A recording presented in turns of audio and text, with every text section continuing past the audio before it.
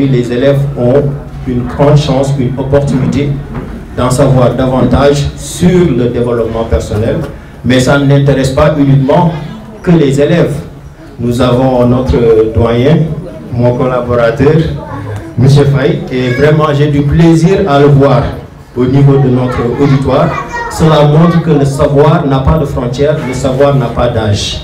Donc je pense que ce genre de cérémonie, les gens payent pour avoir des professeurs de la trempe de M. Touré et M. Silla pour assister à ce genre de séance. Quand vous allez aux États-Unis, il y a des professeurs ou des coachs en développement personnel. C'est devenu un business très lucratif.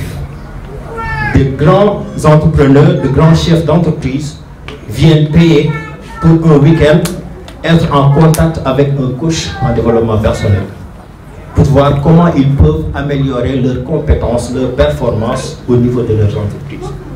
Et aujourd'hui, on est en train de contextualiser ce sujet au niveau de nos élèves parce qu'ils n'ont pas forcément la chance d'avoir connu ce concept. Donc j'en ai discuté l'autre jour avec les élèves de la 6e. Je leur demandais, est-ce que vous savez ce que c'est que le développement personnel?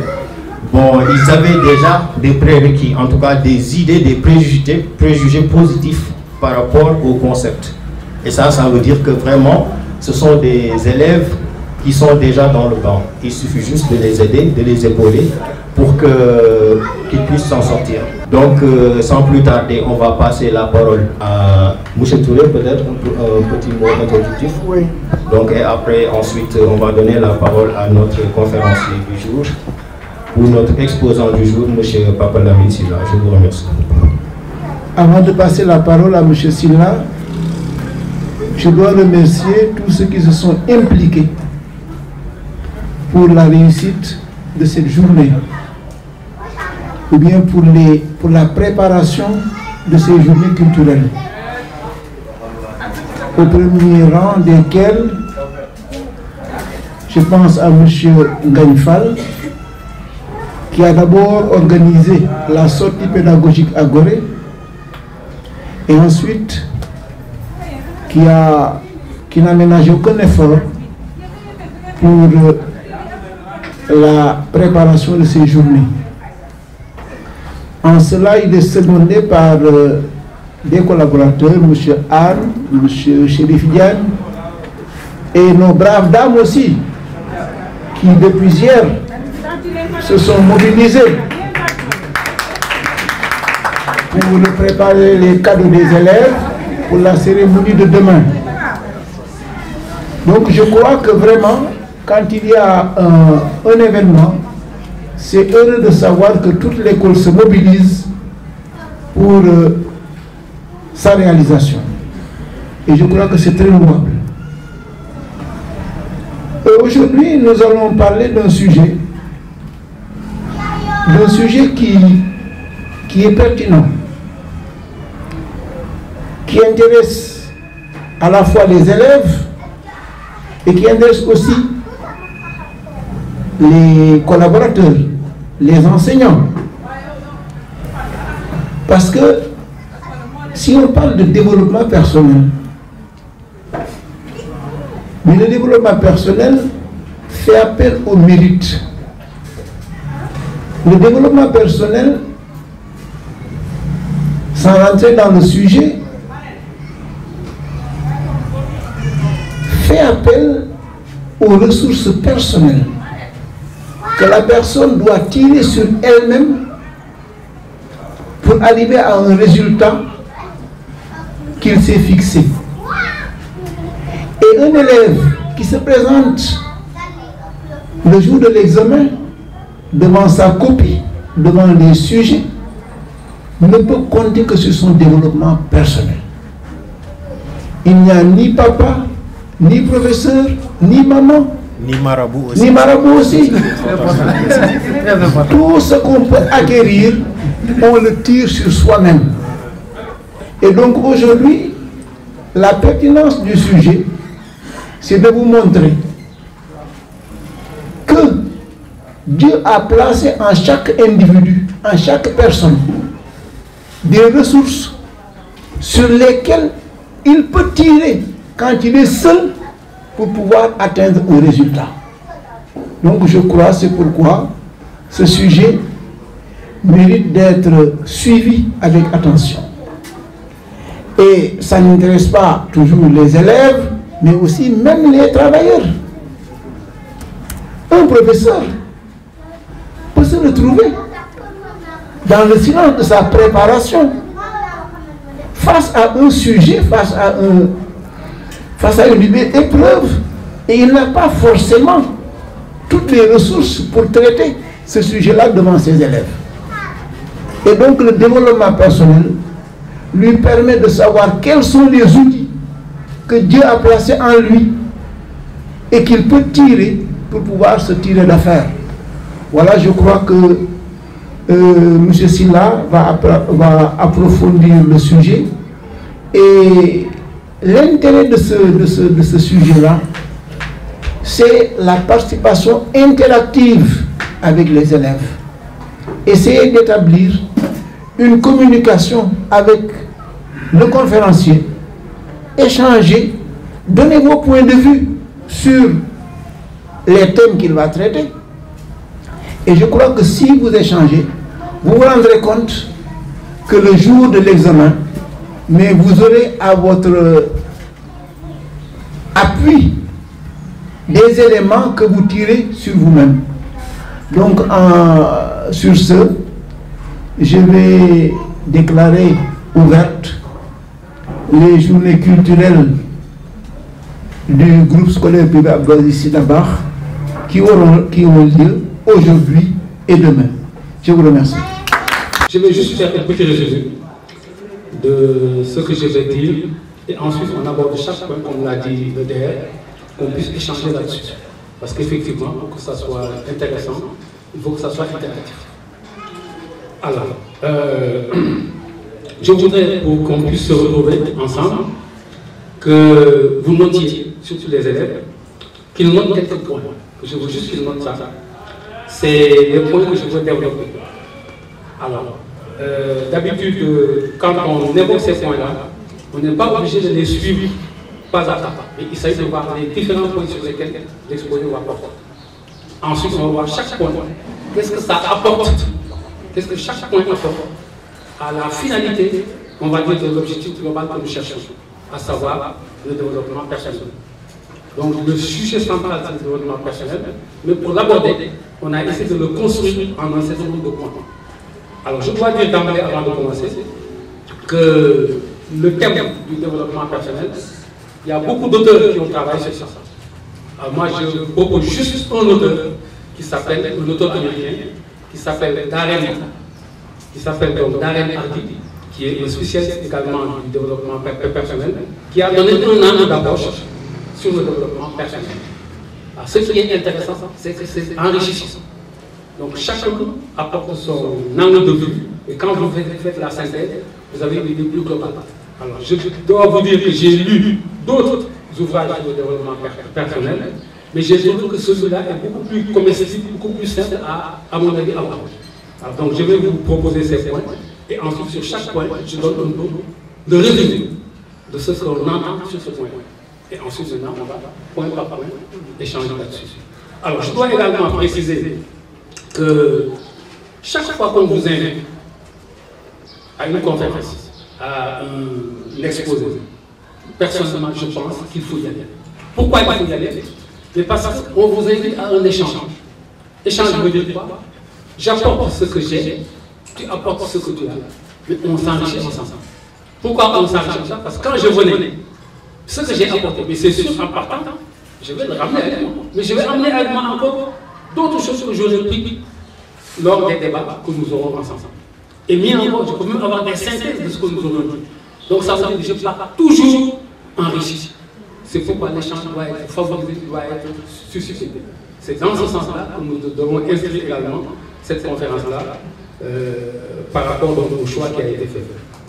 Alors, donc il s'agit des points suivants que je voudrais que vous notiez rapidement, surtout les élèves, parce que c'est sur ces points-là que je vais non pas présenter. Alors, le premier point, c'est l'effet cumulé. Effet cumulé, effet fait. Un effet, donc effet cumulé. effet cumulé en action. Ça, c'est le premier point. Alors, le deuxième point, c'est les choix. Les choix, le fait de choisir. Alors, le troisième point, les habitudes. Les habitudes, ce qu'on a l'habitude de faire en général. Alors, quatrième point, l'élan. Un élan. C'est-à-dire qu'on est dans un mouvement, on va dire, ascendant, vers lequel il y a une tension vers une tension vers le projet, l'élan. Ensuite, les influences, tout ce qui peut, en tout cas, nous faire agir autrement que ce qu'on avait déjà prévu, etc. Et enfin, l'accélération. L'accélération, comme si on accélère le moteur, on accélère sa voiture pour aller encore beaucoup plus vite. Voilà. Donc c'est autour de ces 6 points-là que je vais inscrire mon exposé. Et encore une fois, la thématique de tous ces points-là vise quoi? Vise un seul et unique objectif. C'est faire progresser les individus. Faire progresser les individus. Alors, donc c'est ça le projet personnel. Alors, chacun d'entre nous, je pense certainement chacun d'entre nous a un modèle. Le modèle c'est quoi? Je vois Pape-Touré, sa façon de parler, comment il construit ses idées, la façon dont il aborde les sujets, son comportement global. Je dis mais tiens, moi j'aurais aimé quand je serais grand faire comme vous. Même si vous ne le dites pas, dans votre tête, chacun d'entre vous, dans sa tête, a un modèle de modèle. Dans chaque modèle. Qu'on le dise ou qu'on ne le dise pas. Donc ça veut dire quoi? Ça signifie donc que nous voulons tous progresser. Nous voulons tous changer. Alors, pour la petite histoire, j'ai lu il y a juste 2 jours, je crois, M. Diop, un instituteur, je ne sais pas si je l'ai envoyé, qui donc interrogeait ses élèves pour leur dire qu'est-ce que chacun d'entre nous veut devenir. Alors, la surprise de M. Diop a été que la plupart de ses élèves, en tout cas ceux qui ont demandé la parole et qu'on a interrogé, veulent devenir comme Paulus, veulent devenir comme Californie, veulent devenir comme etc. C'est extraordinaire. Alors ça signifie quoi? Que dans leur modèle de vie, effectivement, ils pensent que la valeur ou les valeurs, ce sont celles-là qui sont les vraies valeurs. Alors tout ça pour dire quoi? Pour dire que donc notre modèle que nous cherchons à faire ou à mettre en place doit être un modèle de valeur. Quand on dit de valeur, c'est un modèle qui est conforme à notre culture, un modèle qui est conforme en tout cas à notre religion, un modèle qui est conforme à nos traditions, mais un modèle vraiment qui est conforme à ce que la société attend de nous. Alors je rappelle que chacun d'entre nous a subi ce qu'on appelle un processus de socialisation.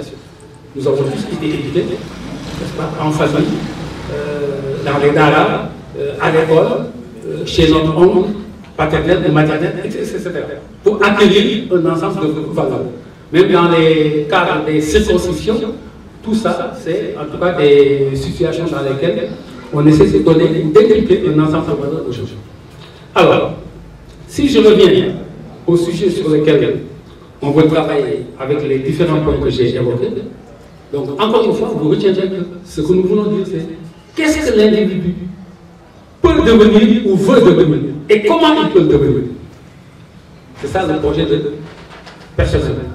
Et ça se base forcément sur un modèle. Parce que si vous ne savez pas ce que vous voulez devenir, comment vous pouvez devenir ce que vous voulez devenir? Si vous ne savez pas.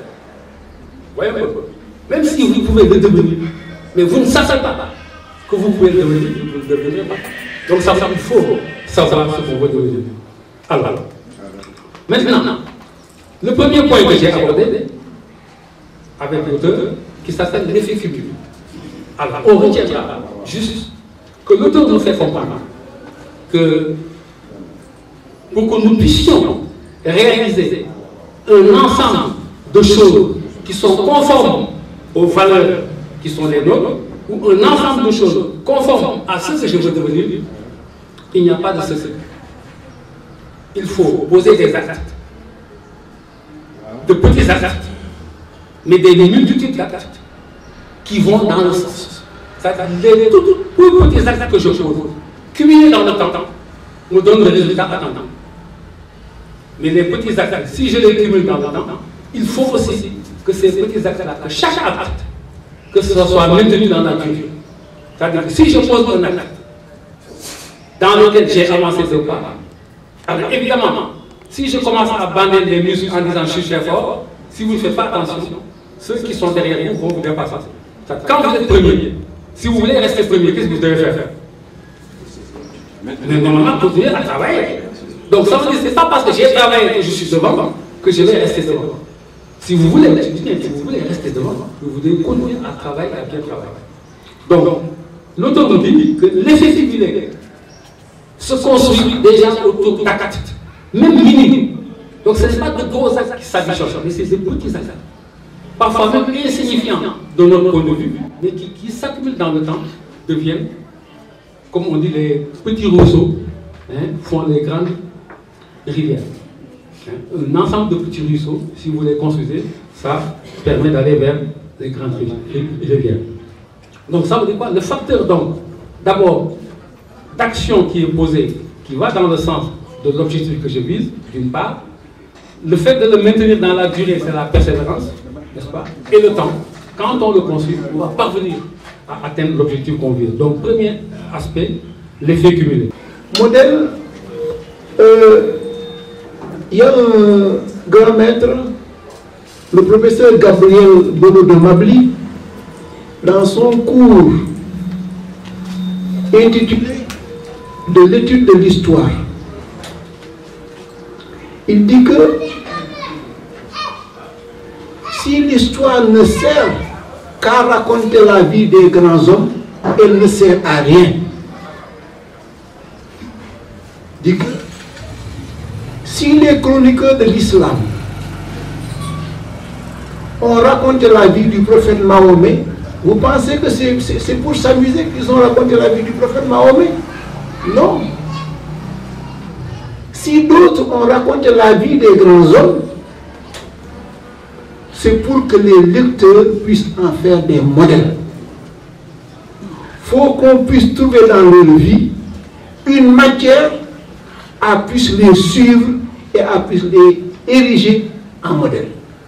Donc je crois que trouver un modèle est important dans la vie d'une personne. Et surtout au niveau des élèves. Parce que déjà, d'emblée, vous devez choisir votre voie. Qu'est-ce que je veux faire de ma vie? Ça, c'est important. Il faut que vous puissiez vous poser ces questions. Qu'est-ce que je veux faire de ma vie? Et c'est à partir de ce moment que vous puissiez trouver des modèles. Donc, ensuite, M. Sylla a parlé dans les effets cumulés. Et ça me plaît de parler, de rappeler ce que Charles Rolin disait dans son cours de traité de l'histoire. Il dit que chaque homme doit s'organiser pour aménager des parcelles de vertu. Ces parcelles de vertu cumulées vont constituer demain l'échelle de valeur qui pourra orienter sa vie. Je pense que M. Sylla aussi a parlé de l'intérêt d'un travail continu et permanent. Donc ça m'inspire aussi une parole de Mao Zedong qui dit que le pire des ennemis dans les études, c'est la suffisance. C'est-à-dire que j'ai fait le premier semestre, je suis le premier de ma classe, c'est très bien, je m'en arrête là. Donc tout le monde va dire que c'est un élève travailleur. Alors que si tu ne continues pas le travail que tu avais commencé à faire pour être le premier de ta classe, certainement tu vas être devancé. Parce qu'il y a des gens qui sont derrière et qui aimeraient bien avoir le même titre ou bien le même mérite que toi. Donc ça aussi, je pense que ça m'inspire par rapport à l'effet cumulé. Le premier point, comme je l'ai dit, c'est l'effet cumulé. Je crois que le professeur Pape Boubacar Touré l'a assez explicité, intéressant, avec les appuis de Chérif et de Anne. Alors, j'aimerais également insister sur un autre point, le choix. Le choix. Alors, je notais ici que, enfin j'ai noté avec le document que j'ai, que le choix, comme nous le savons, quand on dit le choix, ça veut dire nous sélectionnons. Quand vous choisissez, vous sélectionnez obligatoirement. Parce que quand on choisit, c'est parce qu'on abandonne d'autres possibilités quand vous choisissez. Donc le choix signifie que j'ai abandonné certaines voies pour adopter d'autres voies. Hein? Alors ce choix-là peut également, bien sûr, les choix que tu fais peuvent être des choix qu'on dit avisés, des choix qui vont dans le sens de vos objectifs, dans le sens de vos valeurs, etc. Mais ça peut aussi être des choix mal avisés. Des choix mal avisés veut dire quoi? Mais des choix qui ne vont pas dans le sens de vos objectifs. Alors ici, retenons ceci. Je ne suis pas en train de dire que nous avons tous un modèle universel. Nous devons faire. Non. Parce qu'il s'agit de chaque. Quand on dit développement personnel, c'est vraiment personnel. Hein? Je vous ai donné tout de suite l'exemple de Paulich. Paulich, son développement un peu personnel, j'espère que ce n'est pas comme celui du DR. Est-ce que vous voyez? Donc chacun a sa vision, ses valeurs là où il poursuit. Donc nous, ce que nous voulons, par exemple, si je le contextualise par rapport à nos élèves, mais le temps qu'ils sont avec nous ici, pour moi, leur développement personnel consiste à gérer d'abord leur propre relation avec eux-mêmes, entre eux, leur relation avec l'administration, leur relation avec les enseignants, les professeurs avec lesquels ils sont tout le temps ensemble, mais aussi les relations avec leurs parents. Et toutes ces relations-là, avec leur environnement, contribuent à les faire avancer ou à empêcher leur progression. Donc vous voyez qu'à chaque situation où l'on se trouve, on doit construire son développement personnel. Donc l'ambition que nous devons avoir aussi doit être une ambition, on va dire, il faut en avoir les possibilités et les compétences. Je ne peux pas être aujourd'hui ici en train d'étudier en classe de terminale et dire d'emblée que mon ambition c'est d'être tout de suite un pilote. Je peux le dire, je peux rêver, mais je pense qu'être pilote, mais il y a tout un ensemble on va dire, hein, de compétences, hein, de temps, d'efforts à faire pour y arriver. Mais actuellement, ce qu'on vous demande, c'est pas ça. Ce qu'on vous demande, c'est pas d'être pilote. Ce qu'on vous demande, c'est d'étudier, d'avoir le baccalauréat, et de sortir de cette école-là, n'est-ce pas, dans les conditions normales. Déjà, votre développement personnel se construit dans ce contexte-là. Une fois maintenant que vous quittez, vous êtes en élan. Il y a un élan. Donc ça va vous permettre d'aborder plus tard l'élan. Mais ici, je veux juste dire que chaque choix nous oriente dans une direction. Et cette direction-là, elle est soit à notre avantage, soit à notre désavantage. Mais attention, le choix n'est pas forcément de grands choix. Ça peut être de petits choix. Moi, par exemple, quand j'ai commencé à fumer, quand je fumais, ça fait très longtemps. C'était de petites... voilà. On est en classe de 3e. En classe de 3e, on veut montrer qu'on est un peu grand maintenant. Donc on tire, etc. Alors donc, de petits choix pour faire le malin, etc. Mais c'est ceci qui s'enchaîne, ça s'accumule. Au bout du compte, qu'est-ce qui se passe? Mais vous allez acheter un paquet. Alors, je n'ai jamais heureusement fumé un paquet par jour. Mais il y a des gens que j'ai vu fumer 2 paquets par jour. Ça m'a toujours étonné. Et peut-être parce que je ne fumais pas 2 paquets par jour que je suis parvenu à fumer pendant longtemps. Hein? Mais aujourd'hui, si je me rends compte que j'ai fumé pendant tout ce temps-là, je dis, mais comment ça a été possible? Parce que j'ai fait des choix irréversibles. Je ne suis pas allé voir un marabout, prendre des pions, je ne sais pas quoi là, etc. Non. Choix. J'ai choisi d'arrêter de fumer. Ah oui? Choisi d'arrêter de fumer. Et maintenant, qu'est-ce qu'il faut faire? Mais il faut être dans un environnement, se créer des conditions, mais qui font que tu ne fumes plus. Bon, je ne vais pas entrer dans les détails, mais sinon, moi j'ai une expérience personnelle par rapport à ça. Mais ce que je veux juste dire, c'est que tout choix que nous faisons, quel que soit le choix, si je choisis de m'accompagner avec quelqu'un qui ne fait qu'insulter, quelqu'un dont les pratiques et les valeurs ne sont pas en tout cas les valeurs cardinales, mais il est évident que je pourrais être comme lui. Un auteur me dit d'ailleurs que pour savoir, Goro, qui tu es, on n'a qu'à regarder les 5 personnes que tu fréquentes le plus. Tu as la chance d'être la moyenne de ce qu'ils sont. Je ne sais pas si vous voyez de quoi je parle. Surtout à nos étudiants, à nos élèves, il faut vous dire ceci. Aujourd'hui, vous cherchez à faire le bac, etc. Vous voulez, etc. Mais il faut vous dire ceci. Mais dans votre compagnonnage, peut-être j'anticipe un peu, mais il ne faut pas s'accompagner avec n'importe qui. Ah non. Tous ceux dont le comportement, les attitudes, les façons de faire ne sont pas dans le sens d'être régulier à l'école, d'être correct vis-à-vis du prof, d'écouter le prof, d'être sérieux, de faire des exercices, etc. Mais qui plutôt partent, il faut rester, je dis bien pas couper, mais restreindre ces relations avec celui-là.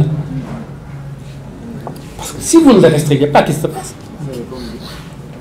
Mais vous allez être comme lui. Donc, non. Mais je ne fais pas 3 heures de temps avec toi, ni 2 heures de temps. 15 minutes, le temps dans le synthèse, etc. Jusqu'à aujourd'hui, hein, moi, tous ceux que j'ai connus, et pas tous que nous avons connus, hein, depuis 40 ans, 50 ans, mais ils sont là, mais on discute avec eux, on stade. Mais on ne peut pas passer 1 heure de temps ensemble. C'est pas possible. On va parler de quoi? Vous n'avez pas les mêmes sentiments. Moi, je ne peux plus parler de Damier, je ne critique pas Damier, je ne peux plus en parler. Parce que je suis sur autre chose. C'est des choix. C'est des choix. Je ne peux plus faire des cartes. Je ne dis pas que les cartes sont mauvaises. Parce qu'il y en a qui le font. Mais je ne peux plus.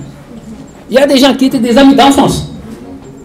Je suis avec eux, je les taquine, je les aide, tout. Mais on ne peut pas discuter pendant 1 heure de temps ensemble. Parce que moi, je ne discute plus de futilité. Donc, ce sont ces choix-là. Donc, encore une fois, donc, je suis en train de vous dire, moi, par exemple, comment je construis mon développement personnel, qui est différent certainement de celui de Pape, de celui de Chérif, de celui de Ngaï et de celui des élèves. Donc, voyez un peu. On est en train de vous dire, les outils qu'on vous donne, c'est comme un outil. Un outil, chacun peut l'utiliser. Tout dépend de la façon dont tu l'utilises. L'essentiel, c'est que tu saches que c'est un outil. Regardez les contextes dans lesquels tu vas l'utiliser pour que ça puisse te servir. Donc, c'est ça le but de ce que nous sommes en train de faire. Aujourd'hui, on va le contextualiser par rapport à l'enseignement, aux élèves. Mais demain, vous pouvez le contextualiser par rapport à votre milieu professionnel. Même les profs qui suivent le cours, si initialement, ça ne leur est pas destiné, mais ils peuvent en profiter pour tirer, n'est-ce pas, un ensemble de valeurs et d'outils qui peuvent les aider à aller vers là où ils veulent aller. Le choix fait appel déjà à la notion de liberté. Quand on dit un choix, c'est parce que la personne est face à une liberté, peut exercer une liberté. Et quelle est l'origine du choix? L'origine du choix est divine. Le choix remonte au choix que notre ancêtre a fait quand il était dans le paradis. Quand il a été tenté par Satan, Dieu lui a parlé par la voix de sa conscience. Je t'ai interdit de toucher à l'arbre. Mais Satan a continué à le persuader pour lui dire que vas-y. Mais là, Dieu n'intervient plus. Il lui laisse la liberté de faire son choix. Et Adam, Ève a choisi de manger le fruit interdit. Donc la notion de choix implique une certaine liberté. Tant que l'homme n'est pas libre, il ne peut pas faire de choix. Un choix est toujours libre. Si on préfère suivre le modèle de Paulich ou autre, comme l'a dit M. Silla, c'est parce qu'on a eu la liberté de faire ce choix-là. Et en philosophie, c'est l'homme qui est capable, c'est l'homme qui est apte à faire des choix. L'animal n'est pas doté de la faculté de faire des choix. Et les philosophes rappellent l'âne de Buridan qui est placé à équidistance entre l'eau et le foin. Et l'âne de Buridan est mort à la fois de faim et de soif parce qu'il n'a pas su choisir. Donc, c'est l'homme qui est doté de la faculté de choisir. Mais tout choix aussi implique un comportement et des outils. Vous avez choisi de réussir à votre baccalauréat, mais ça implique un certain nombre de contraintes. Ne pas choisir, je veux avoir mon baccalauréat, je ne travaille pas, je fais ce que je veux. Non, il y a des contraintes.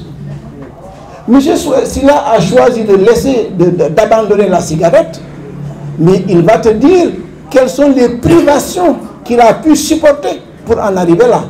Donc un choix implique des conséquences. Donc vous avez choisi d'aller au baccalauréat, épouser les contraintes qui vont avec votre choix. Vous avez choisi aussi d'être élève de Dabar. Il faut accepter de ne pas porter de jean déchiré devant la porte. Voilà, merci. C'est un point en tout cas qui doit interpeller davantage les élèves, surtout le point concernant le compagnonnage. Parce qu'on sait qu'aujourd'hui, beaucoup d'élèves échouent au niveau scolaire et ensuite aussi dans leur vie, et c'est dû à de mauvaises fréquentations. Il faut avoir l'audace de mettre un terme à des relations qui ne vous mènent à rien du tout. Malheureusement, beaucoup d'élèves sont sous l'influence d'un camarade qui ne veut pas travailler.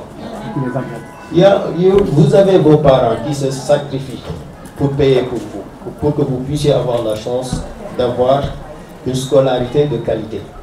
Parce qu'il y en a d'autres qui n'ont pas cette chance-là et qui ont dû peut-être abandonner les études. Moi, j'ai vu même des élèves qui font des courses de moto Jakarta pour pouvoir payer leur mensualité. Ces élèves ont du mérite. On a cette chance et malheureusement, on vient à l'école uniquement pour se promener. Parce que tout simplement, il y a ma copine qui vient avec moi. Tout le temps, elle peut se taper des 14, des 15, des 18 en classe. Moi, toujours, je me retrouve avec des sous moyennes et ça ne me pose aucun problème de conscience.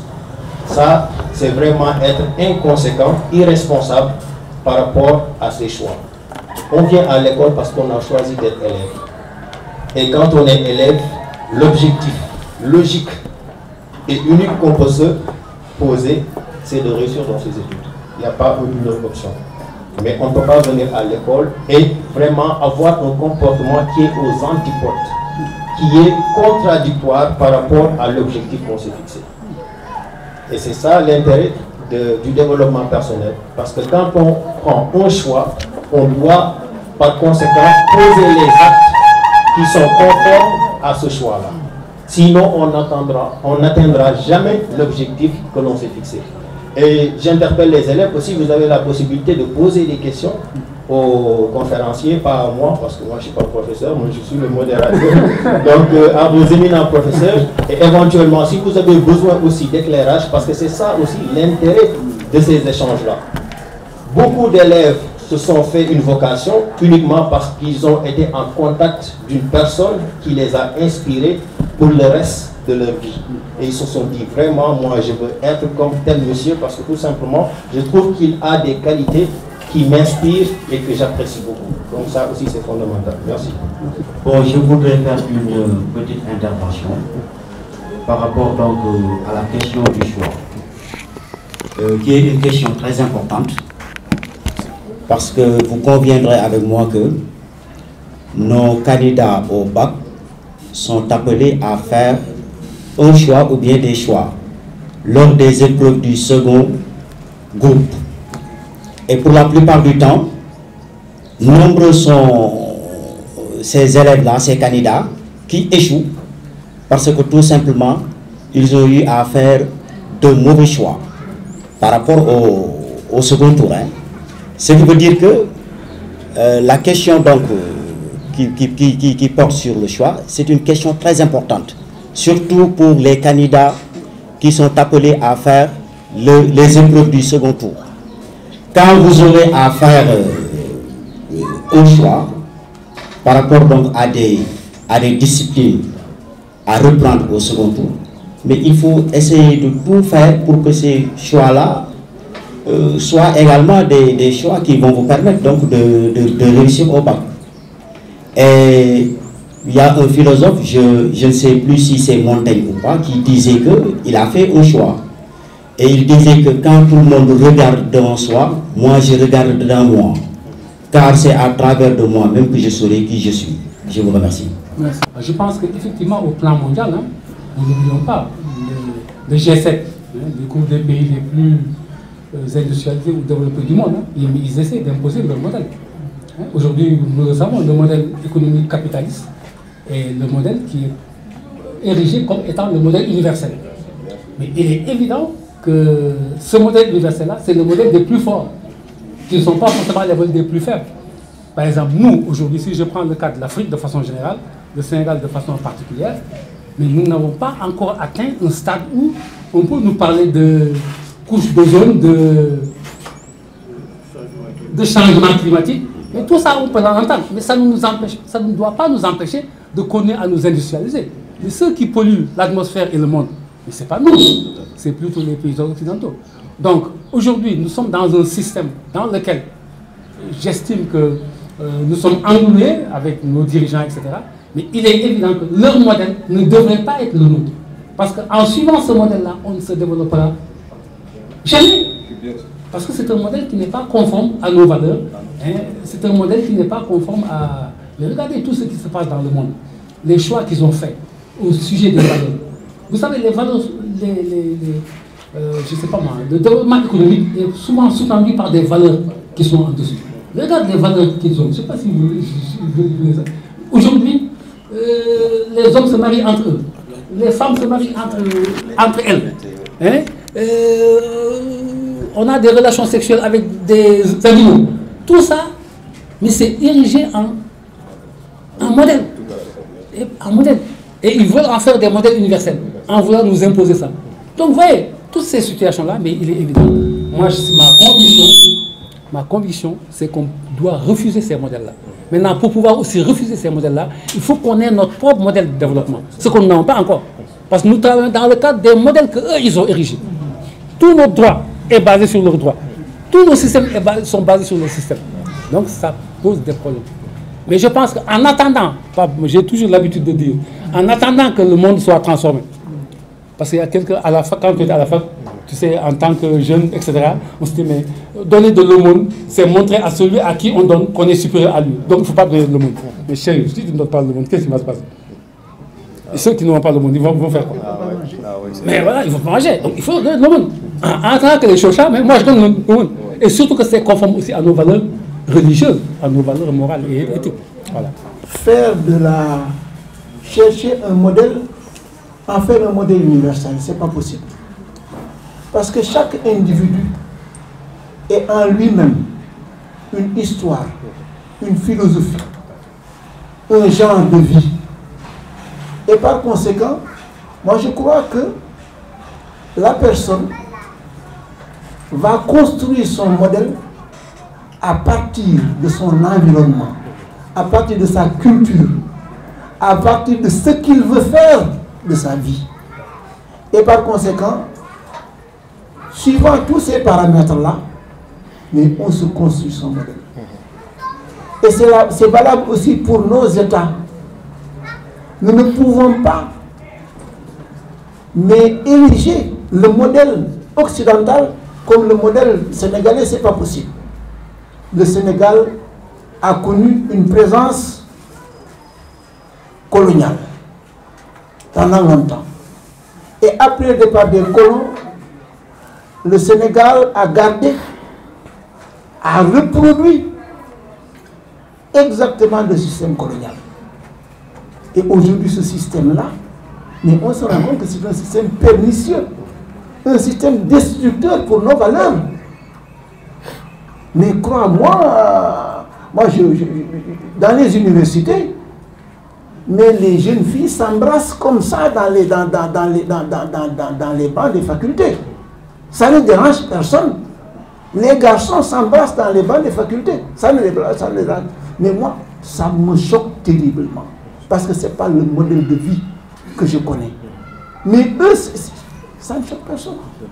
Donc aujourd'hui, moi je crois, effectivement, mais il faut qu'on ait le courage, qu'on ait la force de bâtir notre propre modèle en fonction de notre culture et en fonction de ce que nous voulons faire. J'ai eu, il y a quelques jours, l'opportunité de lire un livre écrit par Seydi Hadji Malick. J'ai été façonné par l'éthique de Seydi Hadji Malick. Mais aujourd'hui, nous ne pouvons pas bâtir un modèle en dehors de ces convictions-là. Ce n'est pas possible. Ce n'est pas possible. Il faut qu'on en revienne à nous-mêmes, à nos autorités. Voilà, merci. Merci beaucoup. D'ailleurs, c'est très important. Ouais. Donc, moi, j'aimerais juste apporter une contribution par rapport à cette problématique du modèle. Et ça m'inspire aussi par rapport aux écrits d'un célèbre auteur et théoricien du libéralisme qu'on appelle Andrew Carnegie. Lui, il disait que it urges as well the destruction of the highest existing type of man. Ce qui veut dire tout simplement que c'est d'une urgence capitale d'éliminer le type de personne ou le modèle de personne le plus supérieur, bien l'excellence sur Terre, parce que ce type de personne est foncièrement contre le libéralisme. Donc, ça vous donne une idée par rapport à la posture occidentale. Donc, le modèle libéral, ce qui l'intéresse, c'est l'exploitation à outrance, la création de richesses. Et au niveau des valeurs, il est interdit d'interdire. Et c'est ce qui reflète ce que le NER voit au niveau des facultés en France. Un homme qui embrasse un homme. Mais vous l'aurez fait au Sénégal, on connaît la suite. Donc cela veut dire que notre modèle est aux antipodes de eux, ce qu'ils peuvent appeler modèle. Quand quelqu'un comme Descartes, selon toujours la logique occidentale, nous dit que l'homme doit se rendre maître et possesseur de la nature, nous, on n'a pas cette relation avec la nature. Notre ambition, ce n'est pas de dompter la nature. En tout cas, pas dans le sens occidental. C'est-à-dire terrasser les arbres, tuer les animaux, réduire les autres populations ou bien les autres races qui ne sont pas de la même couleur de peau que nous. Mais nous, on n'a pas cette conception du monde. Aujourd'hui, je me dis que quelque part, quand je réfléchis par rapport à cette facilité que les Occidentaux ont eue pour pénétrer l'univers africain, pour venir dominer les peuples africains, c'est parce que tout simplement, nous, à la base, l'hospitalité était une valeur cardinale en Afrique. C'est-à-dire que quand l'étranger vient, on a une présomption positive par rapport à cette personne. Et là, on la traite bien, on l'accueille bien, etc. Alors que pour le Toubab, quand il venait ici, ce qui l'intéressait, c'est savoir comment nous, on vit, comment on conçoit le monde, pour pouvoir ensuite venir nous dompter, nous dominer. Parce qu'à la base, eux, ce qui les intéresse, c'est ce rapport de force entre dominant et dominé. Et eux, ils veulent toujours imposer une force aux autres peuples. Donc, à ce niveau aussi, je pense que c'est une brèche qui s'offre à nous et la réflexion doit être approfondie à ce niveau. Car comme le dit le DER, nous, notre passage sur Terre, ce n'est pas pour dominer la nature, mais c'est pour laisser une empreinte aux générations futures pour qu'elles puissent s'inspirer de notre passage et de nos œuvres. Si aujourd'hui on célèbre le centenaire de l'Hadj Malick Sy, mais ce n'est pas pour son nom, parce qu'avant lui, on n'avait pas eu un Sy qui avait fait autant que lui. Mais c'est par rapport au mérite personnel. Lui, il a travaillé, il a sué pour nous laisser une œuvre intemporelle et jusqu'à la fin des temps, on va continuer à s'inspirer de ses œuvres et de ses écrits. Donc là aussi, je pense que c'est toujours par rapport au choix du modèle. Il faut s'inspirer de personnes qui sont conformes aux valeurs et aux vertus que nous ont léguées nos prédécesseurs. Merci. Nous sommes ce que nous faisons de façon répétée. Nous sommes ce que nous faisons de façon répétée. Alors, pour la petite histoire, j'ai eu à... C'est normal, hein, puisque moi aussi, on m'a hébergé pendant longtemps. Donc j'ai eu à héberger beaucoup de jeunes qui ont fait 6 ans, 5 ans, 7 ans chez moi. Alors l'un des jeunes, un jour son père est venu me voir pour discuter un peu. Il n'est pas très content des résultats de son fils, etc. Malgré le fait que le fils faisait la philo, puisque moi j'ai fait à la fac la philo. Donc il pensait que vraiment en me le confiant, ça s'améliorer, etc. Alors, je lui disais que la philo c'était mes amours, mes anciens amours. Je n'étais plus dans les philos, j'étais dans les télécoms maintenant. Mais je pouvais lui offrir mes livres, tout ce qu'il faut, et lui offrir également l'hospitalité de ma maison. Ce que j'ai fait. Mais je me suis rendu compte que si vous regardez l'emploi du temps du jeune homme, du matin jusqu'au soir, alors je n'ai aucune critique à faire, je ne fais pas de critique. Alors, les prières, c'est de quoi je parle, hein, il est en train de sourire. Les prières, madame, en d'autres termes, le fait Werdebi, Zikribek, Dulibek, et ça lui prend tellement de temps. Hein? Ensuite, quand il termine, c'est lui qui fait le thé aussi, son thé. Tu peux aller à Dakar et revenir pour avoir la première tasse, etc. Quand tu fais le calcul, tu te rends compte dans la journée, tu te dis quel est le temps que ce gosse-là a pour apprendre. Alors donc, s'il a de tels résultats, ce n'est que normal. Ce n'est que normal. Parce que, ouais, bon, alors, je ne cite pas de nom, je crois que si je cite déjà, on aurait su, hein, parce que nous sommes tous ensemble. Alors donc, pour répondre à ta question, mais je dirais effectivement, nous sommes ce que nous faisons de façon rapide. Tu n'as pas besoin de me dire, moi, je suis quelqu'un qui tient beaucoup à la famille. Je suis quelqu'un qui tient beaucoup à ma santé. Tu manges n'importe quoi. Hein? Tout le temps, tu es dans les rues. Je ne sais pas si vous voyez un peu ça. C'est quand tu dis, je veux, comment ça s'appelle, je veux diminuer mon poids.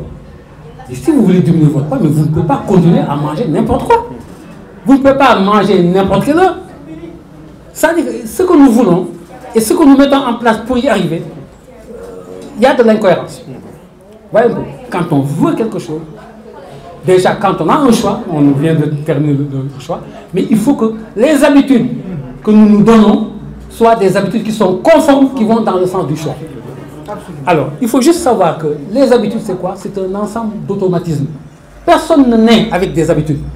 Personne. On est avec des instincts peut-être, mais pas des habitudes. Donc les habitudes, c'est des acquis au niveau social. Hein? Et ensuite, quand on les acquiert, ça va jusqu'à devenir ce qu'on appelle une seconde nature. Si tu me donnes le boc, mais peut-être, amoureux, vous m'excusez de parler voilà. Voilà. Il l'a intégré dans sa vie. Donc ça veut dire quoi maintenant? Est-ce que ces habitudes-là vont dans le sens de mon modèle?